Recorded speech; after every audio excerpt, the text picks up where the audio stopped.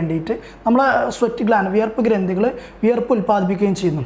അതിൻ്റെ ഭാഗമായിട്ടാണ് നമുക്ക് വിയർത്ത സമയത്ത് നമ്മൾ വല്ല ഫാനിൻ്റെ മറ്റു കാര്യങ്ങളിൽ പോകുമ്പോൾ നമുക്കൊരു കൂളിംഗ് എഫക്റ്റ്, ഒരു തണുപ്പ് ഫീൽ ചെയ്യുന്നു. അത് ശരീര താപനില നിയന്ത്രിക്കുന്നതിൻ്റെ ഭാഗമായിട്ട് വിയർക്കുന്നതിൻ്റെ ഭാഗമായിട്ടാണ്.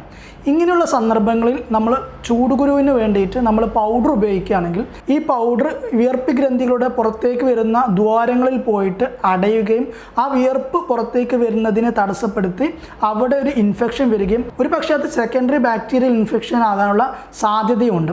അതേപോലെ തന്നെ ചില കുട്ടികൾ പൗഡർ ഉപയോഗിക്കുമ്പോൾ അവർക്ക് ഇതിൻ്റെ ടാൽക്കം ഇൻഹേൽ ചെയ്യുന്നതിൻ്റെ ശ്വസിക്കുന്നതിൻ്റെ ഭാഗമായിട്ട് അവർക്ക് റെസ്പിറേറ്ററി കംപ്ലൈൻറ്റ് ഭാവിയിൽ വരാൻ സാധ്യതയുണ്ട്.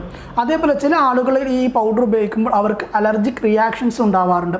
അതുകൊണ്ട് തന്നെ പൗഡർ ഉപയോഗിക്കുന്നതിൻ്റെ ഗുണങ്ങളും ദോഷങ്ങളും നമ്മൾ കമ്പയർ ചെയ്യുമ്പോൾ, താരതമ്യം ചെയ്യുമ്പോൾ പൗഡർ ഉപയോഗിക്കാതിരിക്കുക എന്നുള്ളതാണ് നമ്മുടെ ശരീരത്തിന് ഏറ്റവും ഗുണകരമായ